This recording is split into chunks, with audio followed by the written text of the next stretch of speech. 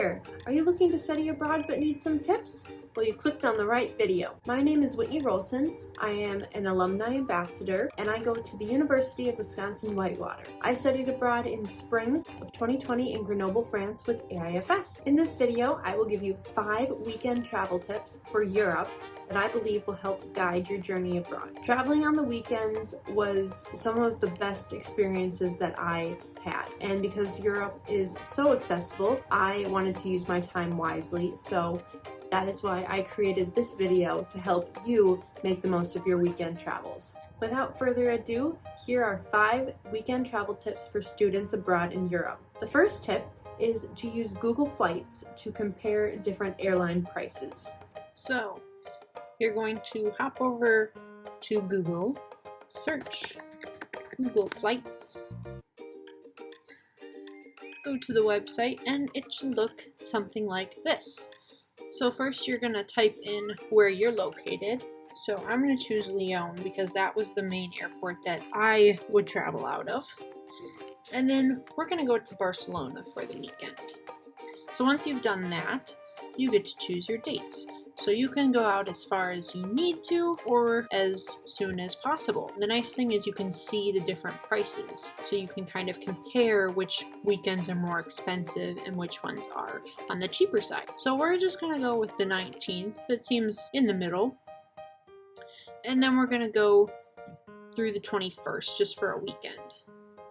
Once you do that, you can choose different drop downs. So if you only want non-stop flights, you can choose that.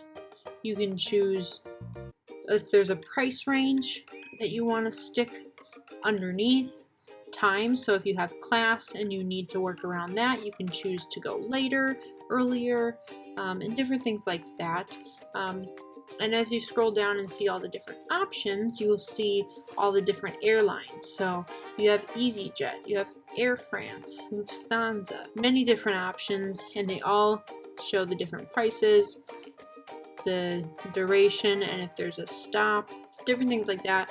So the best one is looking like this EasyJet, so we're just going to choose that one. And then we have to choose our returning flight. So the only option is for EasyJet, so we're just going to click on that one. And then it brings up your summary. So you'll see that it's Lyon to Barcelona, perfect. Shows you the day you leave, the day you come back, the times, and then they're both non-stop, which is also great. Then it shows you that you get 1 free carry-on, so we usually only needed a backpack.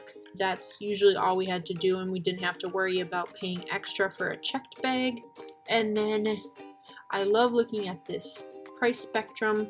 It shows that our price is a really great price. A lot of times you'll get ones in the middle of the yellow, but I definitely tried to stay out of the red because there are other cities or other weekends to choose from rather than paying such a high price, especially when we're going to be trying to work on a budget. So once you like what you see, you're going to go and select, and it'll bring you over to the website. So here's the EasyJet website. It'll show you the lowest fare for that Friday. Then it'll show you when you're returning, so that's Sunday.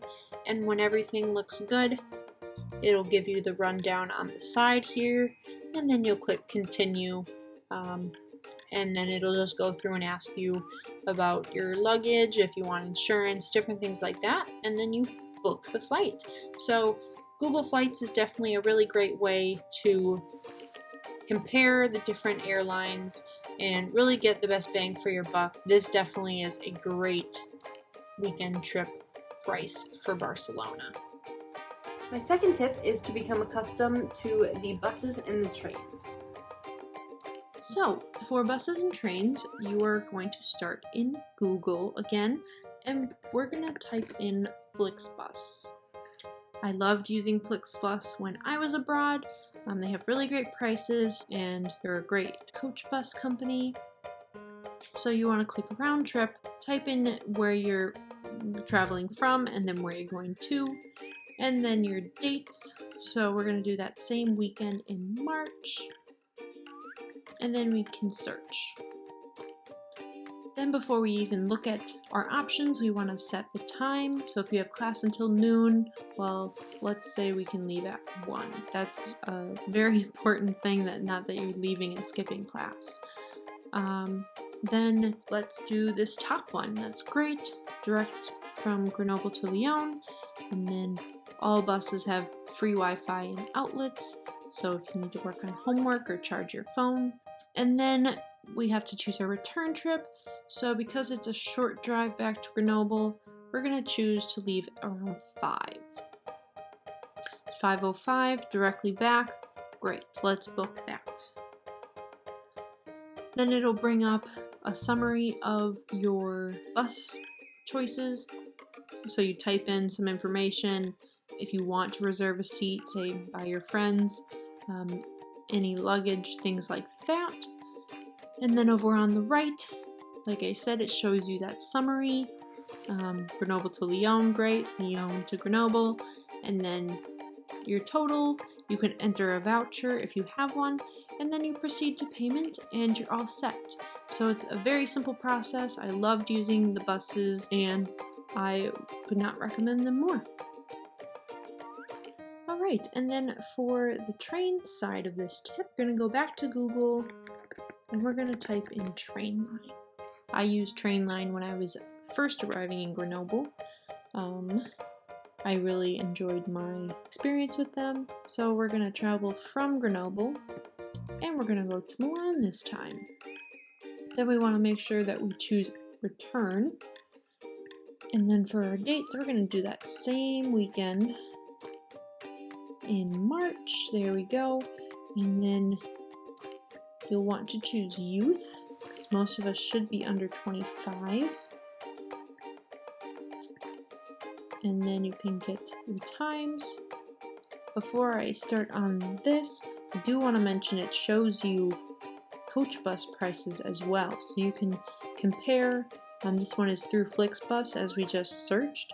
So you could either compare and go over to Flixbus and see if they have the same time and see if it's cheaper on their actual website. But for trains, it's really nice. It shows you the standard price and then what the first class price would be. So if you want to spend the $13 extra to have a little more comfortable of a ride, by all means, you can do that. But we're just gonna choose this one. Then continue as it loads. Then it'll do the same thing for your return. So we'll just go with this one because it's a little later in the day. Don't get back too late. And then you just continue and you check out. So this is a really great tool and website to use for trains. There are other ones out there, but I found this one to be very easy to use. And I hope that this tip was helpful. My third tip for European travel is to budget ahead. As you can see, this is my study abroad budget. This is what worked for me, but make sure you use what is best for you when it comes to budgeting and sort of planning out how you're going to use your money. So I'm briefly going to walk through my budget here, but again, use what is best for you. So on the left, I started with the city, so I could keep track of where I was going, and then the dates, so the weekends that I was going, just so I would know, and I had it written down somewhere. And then these top 4 are red. For my personal sake, I was able to travel to those 4 countries and cities, so that's just my cutoff. So I would have kept making all of them red as I went through this semester. You don't have to do that if you don't like, but that was just my preference. Then I created a total budget, so the top amount that I really wanted to spend in that location. So usually the day trips were a little less. Even like Paris was one of the AIFS excursions. I probably wasn't going to spend as much on that trip because I've already been there. Maybe on a few souvenirs, but nothing too crazy. But anyway, so just the top amount. Then whatever I spent on credit cards, whether that be from like restaurants or even just my planning, like my flights, buses, booking that all online. then how much cash I spent, usually not a lot because I didn't carry as much, and then if I needed to fly to the location, what the flights cost. And then just as a helpful tool for myself, I created these little check boxes so I would know if I checked in for my flights or not. If I wasn't taking an airline, I didn't need it, and I just added this little dash, as you can see. Then I have the bus cost, so most of the time, regardless of if I was flying or not, I needed to take the bus somewhere, so straight to the location or to the airport. Then the accommodation cost, the hostel or Airbnb, wherever you stay, I just included that cost. And then I had this column total it up for me, and that was pretty much it. I have another chart that I would have the total column go to, so I could personally keep track of my expenses there as a total amount. But that's really all. It's a great tool and I loved it. It's definitely a great way. I even have it for Grenoble, so knowing I was going to be there the whole time, so all of the restaurants that I would go to, museums, different things like that, I made sure to include that as well because that's where I was probably going to spend the most of my money within my host city. Again, here is my budget, but do what works well for you. Either way, I think budgeting is an important part of studying abroad, and I hope you find the method that works best for you. My fourth tip is to find some friends to travel with. I highly recommend traveling with friends. It just makes the experience so much better. You have people to share the experience with and then reminisce on that, even if it's the next day, a month from now, the end of your study abroad experience, 5 years after your experience abroad. You just always have these memories and it makes it really special. I wouldn't personally trade any of my weekend trips with my friends for anything. I had a blast. So these are just a few pictures with them. I can't express enough how traveling with friends can really make an experience, and you really get to know people that way too. So it takes your friendship that you have with these people to the next level, and that's something that's really special too. As you can see, yeah, we had a blast. These again are just a few of our pictures together, but I would not trade traveling with them for anything, and I highly recommend that you find your people when you're abroad so you can do the same. My fifth and my final travel tip is to find travel apps that will help you plan each trip. Hands down, favorite app for my time abroad was City Maps to Go Almond Pro, the red one in the center. So this is a great app. It's usually $13, but on Black Friday I got it for free, so I still get all the amazing pro features. So you can go anywhere on the map. I'm going to show you Grenoble, so you can see I'm by France, and we're going to go zoom in to Grenoble, and as you get closer you start to see more definition in what's around. So you can see different restaurants, cafes, churches, hotels, anything like that, and eventually you'll get street names, which is really great. If you don't really know where you're going, even within your study abroad location, it's great because you get a blue dot, which is your location, and it can be used offline. So if you're not even on Wi-Fi, you'll be able to see where you're going, where you need to turn, different things like that. But I love it because if you click that little top button in the corner and then the plus, you can go and download any map that you need.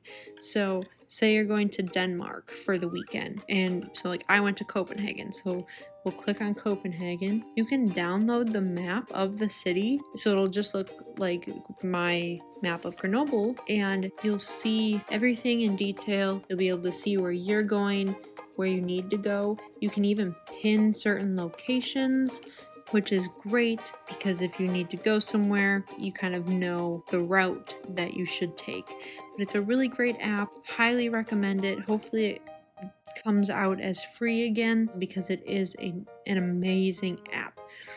And just some other apps.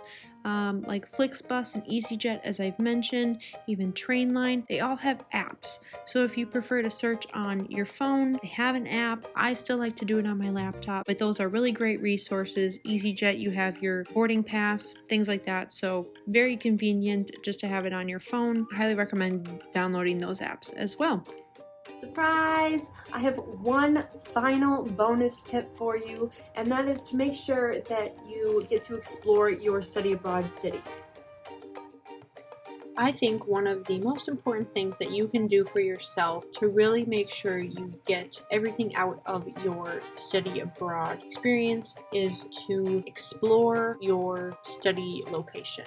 So I got to Grenoble a few days early, so I could do just that. I wanted to acclimate myself to my surroundings, get to see some of the city that I might not have been able to see without arriving early. But I was able to find some really cool views of the mountains, which Grenoble is surrounded by. I was able to see some amazing architecture and really just have this time to myself. I did it just by myself, and I really am proud that I did it by myself, but it's also now memories that I have and I will cherish forever. So I really recommend taking the time to explore either by yourself or with a few friends, but either way, I recommend that you really get to know your city, and I think it's even more important than saying you got to go to 5 countries on the weekends instead of 6, you know, like really knowing where you're staying and living for a semester, a year, whatever the case may be. I think it's really important to say that you know where you're staying. So without exploring Grenoble, I wouldn't have been able to go up on the mountain and see these views. They were breathtaking. But it was definitely really fun, and I recommend everybody to do it. I do not think you will regret it. And there you have it, 6 weekend travel tips for Europe. As a reminder, those tips were to use Google Flights to help compare airlines, to get accustomed to buses and trains in your city, to budget, to find friends to travel with, to find travel apps that will help you plan your weekends, and the bonus tip was to make sure you have time to explore your own home study abroad city. Thank you for following along today. I hope these 6 tips will help you while you are abroad. I know they really helped me. Thank you again, and see you next time.